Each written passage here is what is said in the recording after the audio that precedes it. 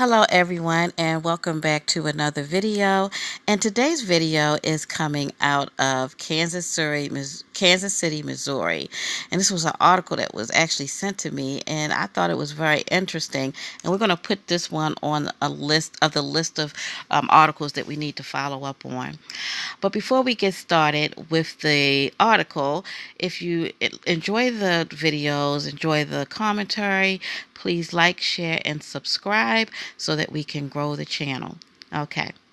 All right. Charges. Jail nurse killed husband wanted to wed inmate.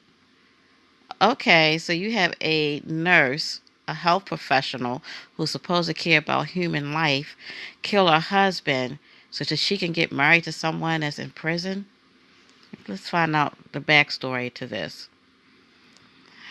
Okay, a Missouri jail nurse who allegedly wanted to marry a man convicted of killing a lottery winner has been charged with poisoning her husband and setting their home on fire, according to court records. Okay, so you have a nurse who works in a jail that killed her husband so that she could be with someone who is a murderer. And if he murdered someone over a lottery ticket, what would make her think that he would not do the same to her over something stupid?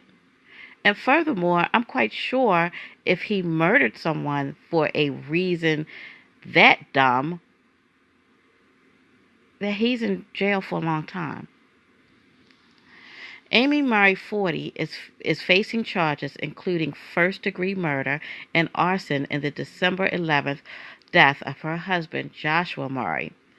Investigators said he was found dead in the master bedroom of the couple's burned-out home in Iberia, and that his wife later told police inmate in a recorded phone call that they could get married because her husband was out of the picture. Okay. Rule number one, and this is something that everyone should know if you've ever been to a prison especially, but even by watching TV, if you ever watched a crime show or documentary, all prison phone calls are recorded. Why would you talk like that and you're talking on a recorded phone? She even works in the jail, so she should know that the phone call was being recorded. Okay, I don't understand that. She actually said, we can get married now because my husband is out of the picture, knowing that the man is dead. If that wouldn't implicate a person, I don't know what would. Maybe she figured because she was the jail nurse, her phone calls were special and she she wasn't being recorded. Or maybe she was just so blinded by what she think is love that she wasn't even thinking straight. So it looks like they planned his murder because they wanted to be married. An autopsy determined her husband was poisoned by a chemical in antifreeze and likely died before the blaze started. Okay, so she poisoned him first and then set the house on fire so she could cover up her tracks. Amy Murray remained jailed Monday on a $750,000 bond. Her attorney didn't immediately return a phone message Monday seeking comment from the Associated Press. I'm surprised she even got a bond. I mean, I don't know how that whole bond system works, but how was she even eligible for a bond when she killed an innocent man by poisoning so that she could marry an inmate, a felon who is a murderer that's in prison? Does she qualify for a bond? Is it because she was a first-time murderer? I don't know. I'm not a lawyer, but to me, I'm giving this whole thing the side eye because she's getting a bond for killing an innocent man.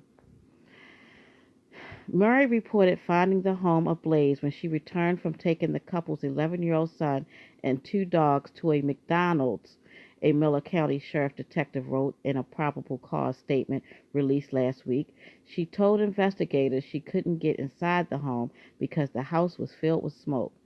Wow, so they actually had a child.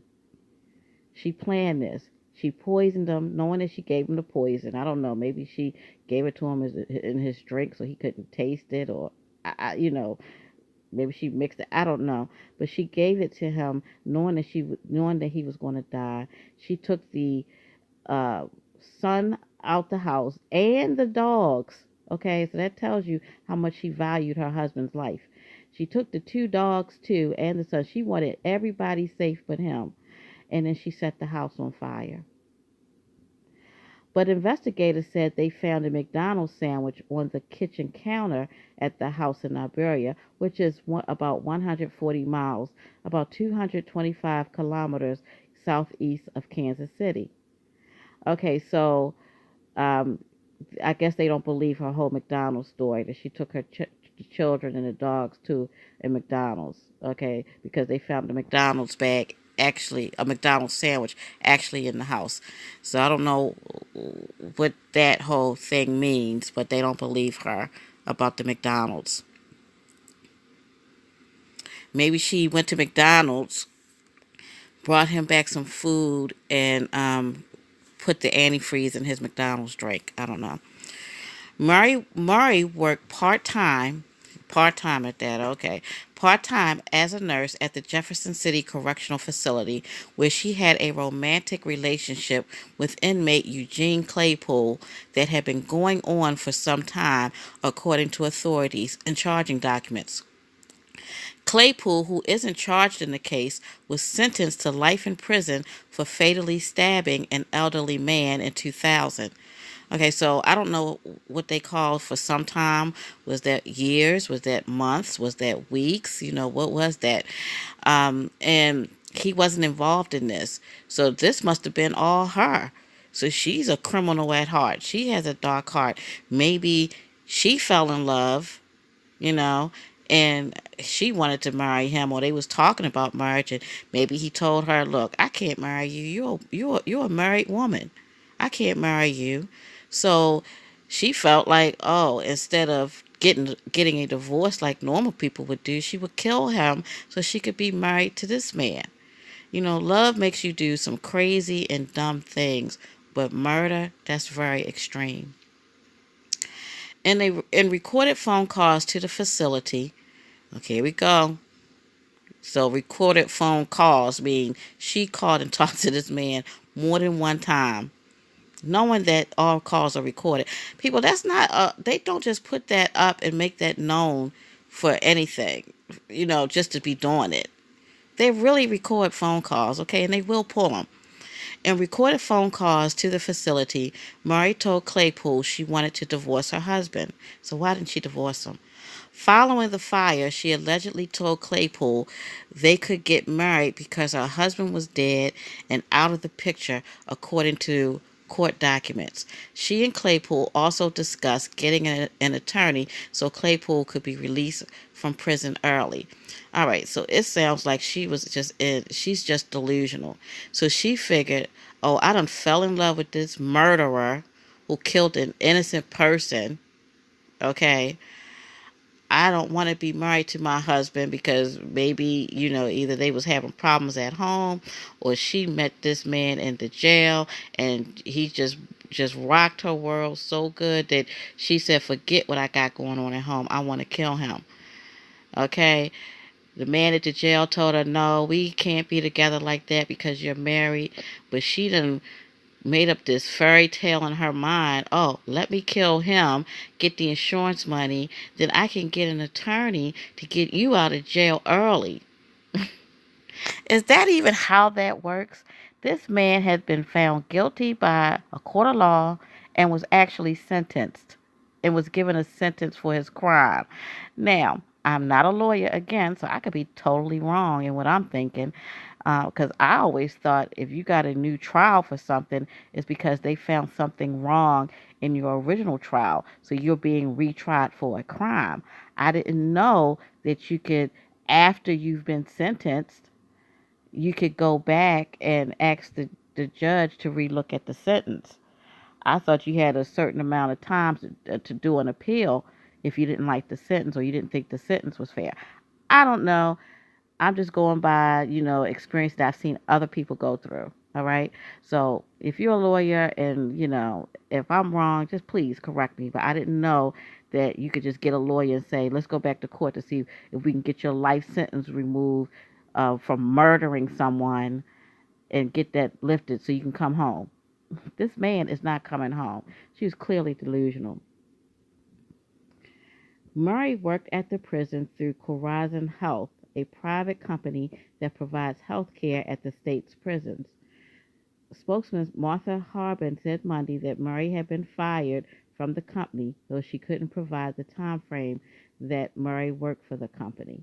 Okay, yes, they got rid of her, of course. Claypool and another man pleaded guilty to killing 72-year-old Donald Hardwick, who was attacked in his home on Christmas Day in 2000. Wow, so they killed an elderly man. The elderly are one, children and the elderly. They're the most, and women are the most vulnerable in our society. And they took advantage of him and killed him because he won the lottery and they thought he had money. Well, Hardwick, who couldn't walk without using a walker. Oh my gosh, that made it even worse. They knew that this man couldn't defend himself against them. Who couldn't walk without a walker won a $1.7 million Missouri lottery jackpot in 1998. Investigators said Claypool and his co-defendant targeted Hardwick, believing he had $10,000 stashed in his Springfield home. So for some reason, they thought he had money in his house. I don't know if they saw it. I don't know if it was just, sometimes people just start rumors. I don't know if they knew this gentleman and he told them he had money in the house, but they figured they were going to go get it. And instead of just robbing him, because what was he going to do? They decided to kill him. I mean, the man could hardly walk. I mean, if you're going to do that, why would you murder this helpless man like that? You know, but that's what they decided to do. And I don't know about his friend, but he got the life in prison, and she, for some reason, thinks that she could get him released from jail. Probably because he told her he didn't do it. I don't know. Investigators said Claypool repeatedly stabbed Hardwick, wow, whose wife later found him dead with a Bible on his chest. That is just so heartbreaking that someone who has been alive for 72 years has to leave the world like that. Nobody deserves to be murdered, okay? Especially for money. How far did they think that $10,000 was going to get them? So I think this is the end of the article. Yeah, this is the end of the article. But the jail nurse, she apparently planned all this herself, and it was definitely a plan. Okay, don't get it twisted. She left the house. She burnt the house. She fed him that chemical. So she planned to do this, to be with this inmate. It's, you marry somebody and you think that they love you and they respect you, and out of all people in the world, they're going to have your back. And then the one that you love, that you married through thick and thin till death do us part, is the one that ends up turning on you. It's sad and it's scary. Should we all be sleeping with one eye open? You look at your spouse and they're smiling in your face, pretending they all happy, and the whole time they just fed you some poison. Who can you trust these days? It seems like no one. So, anyway, that's this story. We'll definitely be following up on this. We'll put this on the list to follow up on. I hope you enjoyed the story and the commentary. And if you did, please like the video. You can share the video on Facebook, Twitter, other social media outlets, so that we can grow the channel. Thank you, and I will talk to you again. Bye.